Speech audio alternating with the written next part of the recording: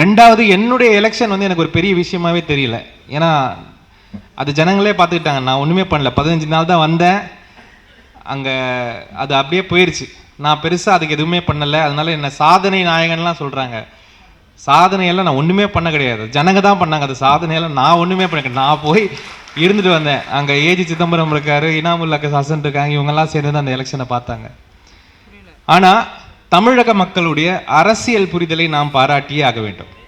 என்னதான் நீங்கள் வந்து மந்திரம் போட்டாலும், என்னதான் நீங்கள் வந்து ட்ராமா பண்ணாலும், ஜனங்க வந்து கிளியராக இருக்காங்க. அவங்களுக்கு இன்னைக்கு இந்த அரசியல் இதுதான் சண்டை அப்படின்றது ரொம்ப கிளியராக தெரியுது. ஆனால் நம்ம அப்படியே இருந்துட முடியாது. எதிர்காலத்துக்கான அரசியலை நாம் கொடுத்தாகணும். அடுத்த ஜென்ரேஷனுக்கான அரசியலையும் கொடுத்தாகணும். வெறும் பிஜேபி எதிர்த்துட்டு அடுத்து என்ன பண்ண போறோம்னு சொல்லாம அப்படியே போயிடுறது ஒன்றும் முக்கியம் கிடையாது. வர ஜென்ரேஷனுக்கு என்ன தேவை, அவங்களுக்கு எந்த அரசியல் இருந்தால் நல்லா இருக்கும், நம் பிள்ளைகள் எப்படி இருந்தால் நல்ல வாழ்க்கை அமையும் அப்படின்ற அரசியலையும் கொடுப்பதற்கான ஒரு படி, ஒரு ஒரு ஒரு ஒரு திங்கிங், ஒரு திங்க் டேங்காக இந்த இணைந்தெழு தமிழ்நாடு மாற வேண்டும் என்பது என்னுடைய ஒரு எண்ணம். ஏன்னா இது வந்து நம்ம சொல்லிட்டு போயிடலாம். நான்லாம் மேடையில் பேசிட்டு போயிடுவேன். ஆனால் டெய்லி உட்காந்து வேலை செய்கிறவங்க அவங்க தான். அதனால் இன்றைக்கி அவங்க எல்லாருக்குமே இன்றைக்கி ஒரு பாராட்டும் கொடுக்க போகிறோம். அதனால் கண்டிப்பாக அதற்கு நான் டைம் கொடுக்கணும். ஒரே ஒரு வாக்குறுதியை மட்டும் நான் என்னுடைய தேர்தலையும் நான் சொல்கிறேன், இங்கேயும் சொல்கிறேன். அதாவது வந்து நம்ம சமுதாயத்தில் வந்து பவர் வந்து கான்சென்ட்ரேட் ஆகிருக்கும் எப்பவுமே. ஏன்னா அப்படி தான் சமுதாயம் நடக்குது இந்த காலத்தில். ஆனால் அந்த பவரை எத்திக்கலாக மேனேஜ் பண்ணக்கூடிய ஆட்கள் தேவை.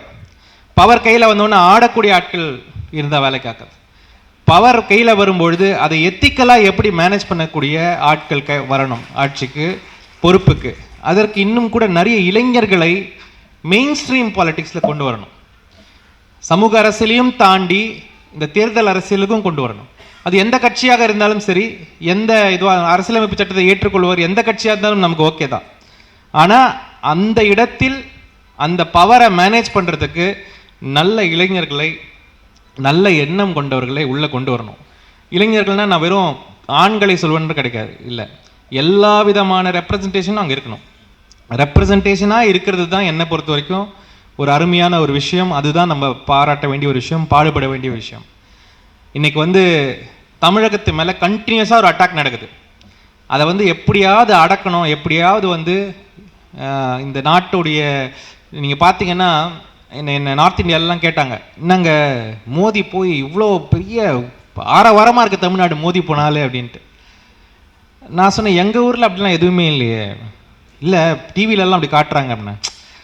அந்த படம் எடுக்கிறது சவுத் இந்தியாவில், காட்டுறது நார்த் இந்தியாவில். ஏன்னா அங்கே வந்து மோடி வந்து தமிழ்நாட்டில் கண்ட்ரோல் இல்லைன்றது அவங்களுக்கு ஏற்றுக்க முடியாத ஒரு விஷயம். அங்கே எப்படி பிம்பம் காட்டுறாங்கன்னா, தமிழர்களெல்லாம் போய் அப்படியே ஒரு சரணடைஞ்சிட்டா மாதிரி ஒரு பிம்பத்தை அங்கே உருவாக்குறாங்க.